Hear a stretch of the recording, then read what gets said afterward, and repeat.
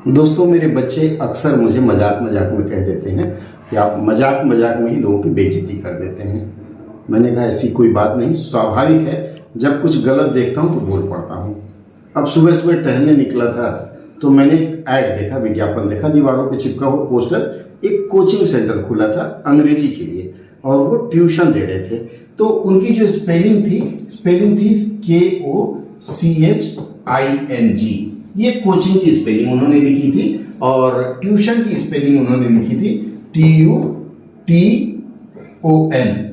ये दो शब्द उन्होंने लिखा था। तो मैंने उनको फ़ोन किया, मैं कहा सर आप इंग्लिश की कोचिंग देते हैं? सुबह का 5 बजे का समय था।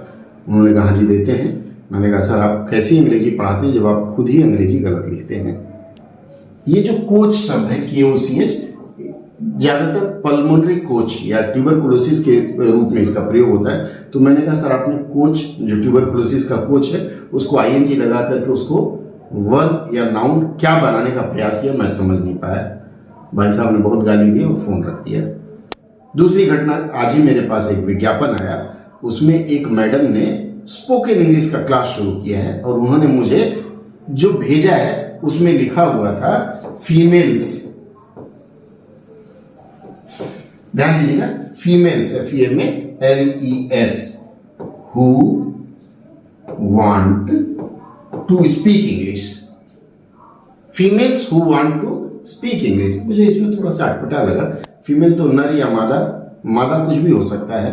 तो मैंने झट मैडम से कहा, मैडम मुझे लगता है इसमें कुछ व्याकरणिक भूल हो, अगर मुझसे कोई त्रुटि हो गई भूल बताने में तो क्षमा कीजिएगा, दोबारा कॉल करिएगा, अन्यथा मुझे ब्लॉक कर दीजिएगा। अब बताइए, यहाँ फीमेल्स हु वांट, आप मुझे यह बताइए इसमें गलती है कि नहीं है? अगर आप इंग्लिश ग्रामर ढंग से पढ़े होंगे तो सबसे पहले यहाँ फीमेल्स नहीं लिख करके आपको लेडीज लिखना था, क्योंकि फीमेल बकरी, फीमेल गाय आकर के नहीं पढ़ने आएगी। और जब आपने हु लिख दिया तो हु वांट्स का प्रयोग उन्होंने किया है, अर्थात ये हु प्रयोग होता है एक वचन में सिंगुलर और ये फीमेल्स बहुवचन, ऐसा रूप उन्होंने बनाया था। अब आप बताइए, मैंने उनको कह दिया तो कुछ गलत क्या कहा? ध्यान रखें मित्रों, आप जब भी कोई विज्ञापन बनाते हैं तो आपके टारगेट ऑडियंस को ध्यान में रखते हुए बनाइएगा। यदि आपका टारगेट ऑडियंस पढ़ा लिखा व्यक्ति है तो ध्यान रखिएगा उसमें गलतियां ना हो, और यदि पढ़े लिखे लोग ना हो तो उनकी भाषा के अनुरूप आप विज्ञापन बनाए, बहुत सफल होंगे। बहुत बहुत धन्यवाद। जय हिंद।